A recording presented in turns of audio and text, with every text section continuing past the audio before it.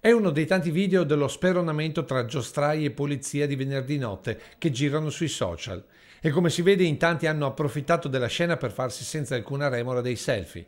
Uno dei tanti risvolti di questa storia di cronaca che impensierisce e non poco il sindaco Mario Conte, oggi in visita di solidarietà alla titolare del negozio devastato dalla carambola della Golf in fuga. Domani ci sarà il tavolo di sicurezza in prefettura e chiederò che ci sia veramente un aumento dei controlli per prevenire episodi come questi. Tanta la preoccupazione della signora Tosca che aveva appena ristrutturato il negozio. Ho collegato ieri meglio comunque, infatti si vede dai miei occhi che bella che sono stamattina. Vabbè.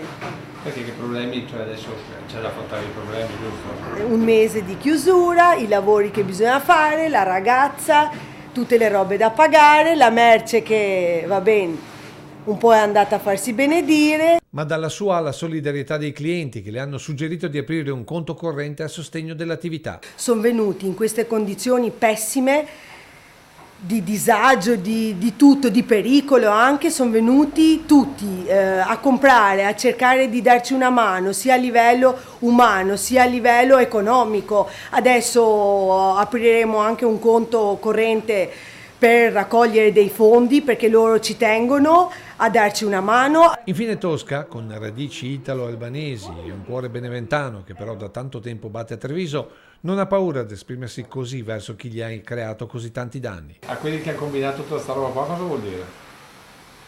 La mia commercialista ha detto che loro hanno un loro Dio che li protegge.